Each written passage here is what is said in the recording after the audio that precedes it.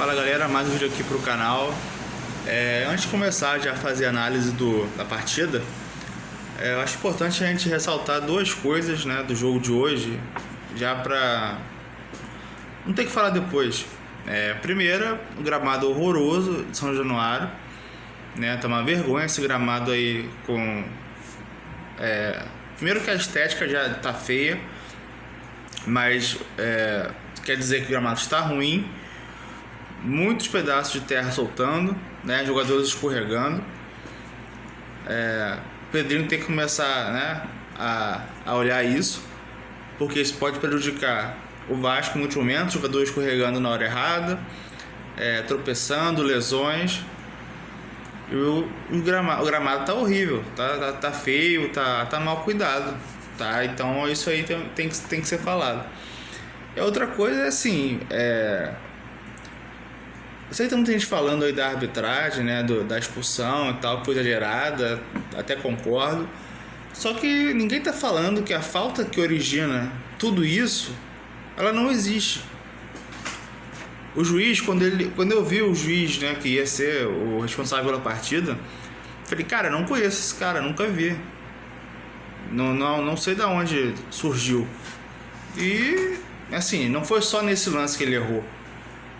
Deu faltas que não existiram ao longo da partida, tá? E a falta que origina, né, que sai o gol do Vitória, né, não foi falta. O Tietê chega na bola, o Renato Kaiser chega atrasado e ele bate na perna do Tietê.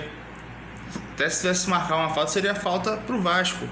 O juiz marca uma falta pro Vitória, que sai o gol. Então, assim, tudo isso teria sido evitado se o juiz não tivesse dado a falta. Mas agora pergunta se alguém vai falar isso nas transmissões, na mídia. Não, ninguém vai falar isso.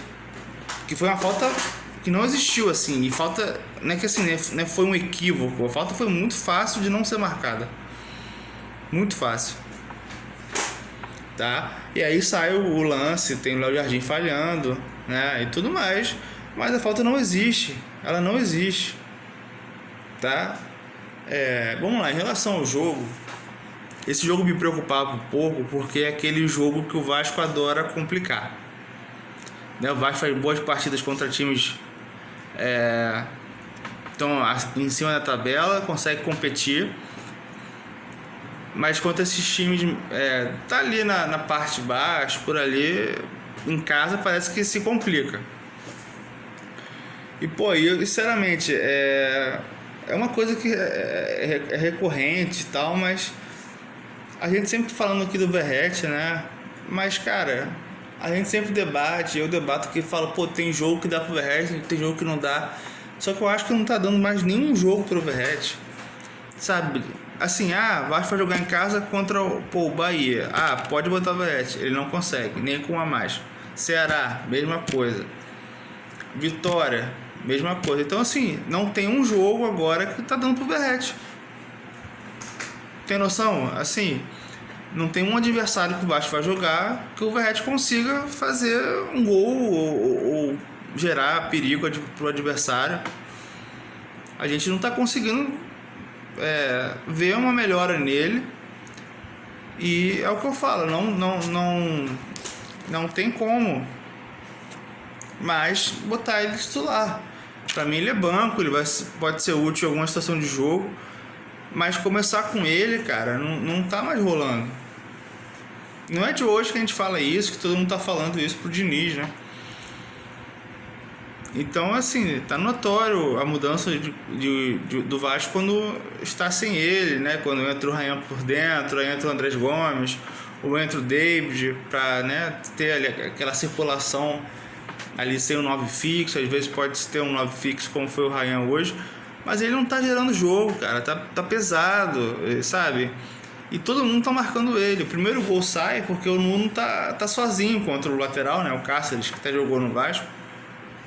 Porque todo mundo vai em cima dele. Então, assim, tá todo mundo marcando ele não tá conseguindo se desmarcar.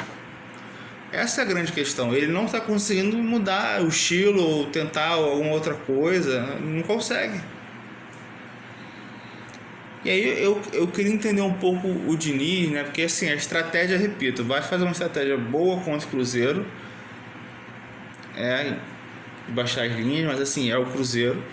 E aí contra o Palmeiras ele marca em cima, ele bota lá em cima a marcação, né, homem a homem e tal, e deu a M que deu.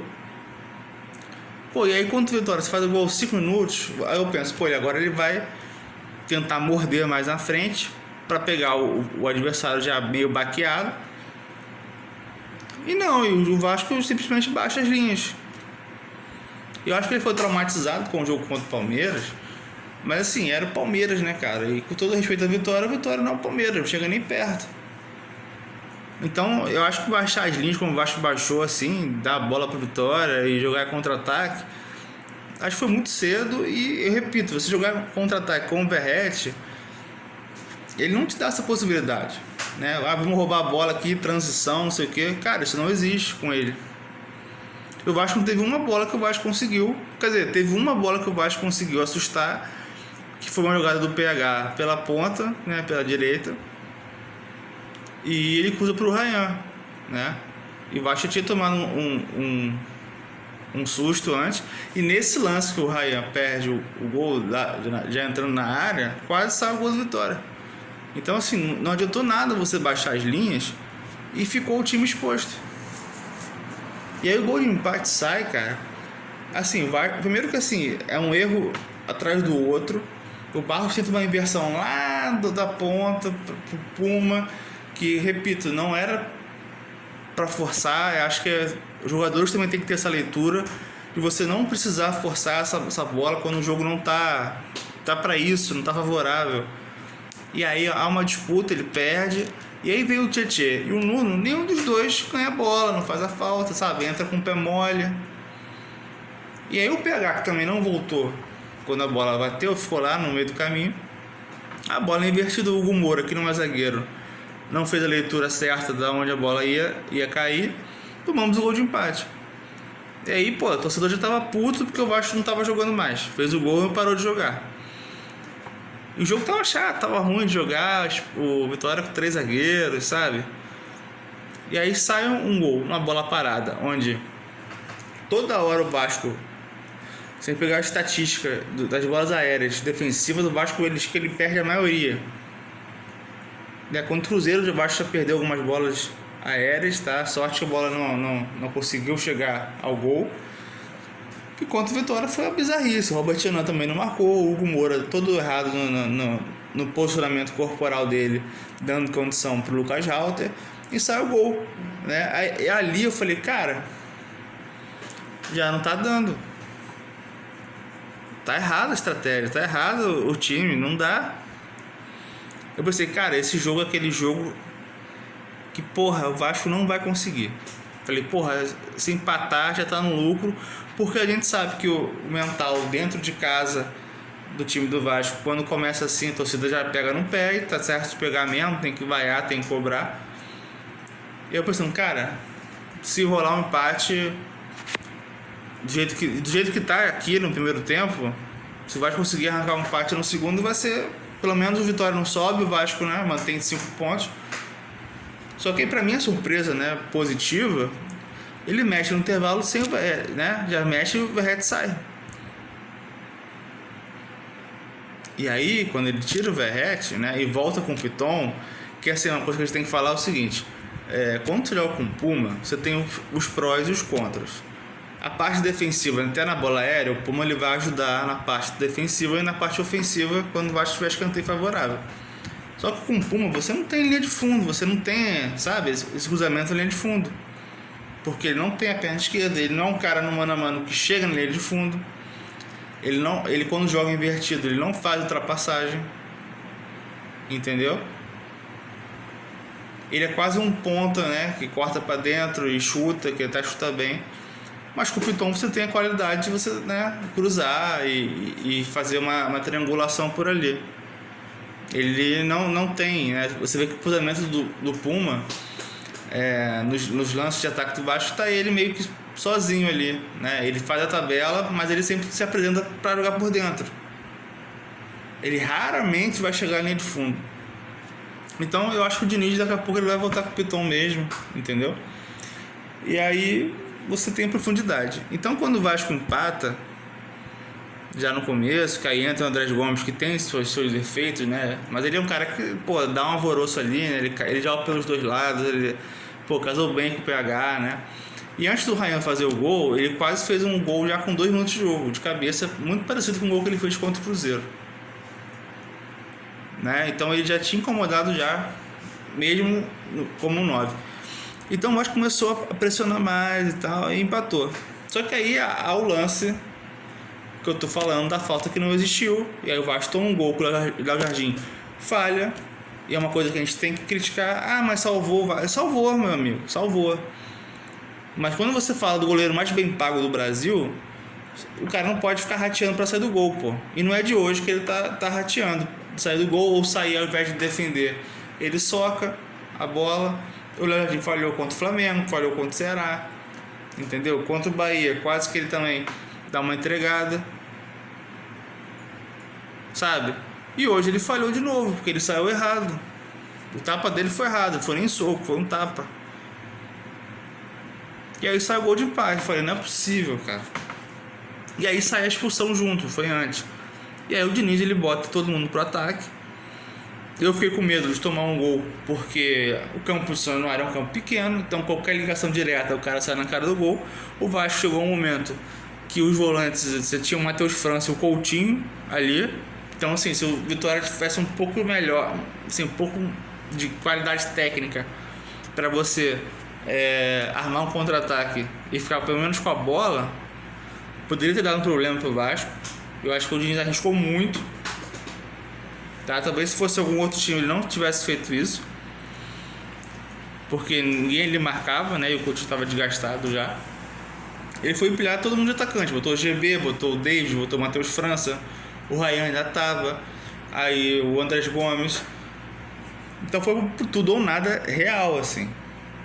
Então o time assim, já não tinha mais tática, era só na base da vontade, da pressão. E o time faz o gol no final do jogo com o cruzamento do Piton, com o gol do GB. Acho que foi legal pro garoto, né, para dar confiança. E foi isso. Assim, não vi uma partida brilhante do Vasco. Achei que muitos jogadores ficaram abaixo, sabe? Se fosse dar nota para muitos aí, ia ser 6,5 no máximo, sabe? E eu já falei aqui que o Diniz, a parte defensiva dele, sempre teve esse problema de tomar muitos gols, mas o ataque faz gol e aí tenta equilibrar, compensar. Mas ele tem que começar a armar a parte defensiva, principalmente nas bolas paradas. Assim, eu tô falando aqui, o Vasco tem pelo menos metade do time com mais de 1,80 por ali. Não dá pra gente ficar tomando gol de bola aérea, pô. Esse posicionamento ele tem que ver e rever e rever e rever todos os lances que o Vasco tá perdendo na bola aérea. Não dá, porra. Que isso? Todo jogo, cara. Hoje foram 2 gols iguais praticamente. Porra, não dá. A gente tomou 3 gols do Vitória. Vitória não ganhou de ninguém como visitante, né? Continua sem ganhar. Mas tomar 3 gols do Vitória, porra. Isso não existe. Então assim, já foi perguntado pra ele de novo sobre o Verratti sair para não ter um ataque mais móvel. Aí ele sempre falou de novo, não, essa possibilidade sempre existiu, né, com o David, com o GB, o próprio Ryan. Porra, mas você não colocou, amigo, sabe? Então assim, eu espero muito que esses 10 dias de data FIFA, que ele finalmente ele busque treinar uma equipe titular sem o Verratti, porra. Sabe, eu com o Ryan, eu boto o André Gomes, eu boto o David, entendeu? Porra, não falta opção.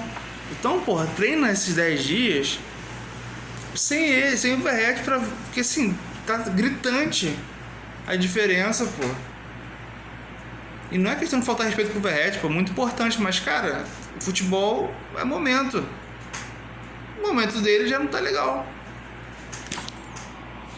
É isso, pô. Bom, vitória importante, o Vasco abre 8 pontos do Vitória e 9 do Juventude, também importante. E é isso, pessoal, até a próxima aí, até dia 15, né?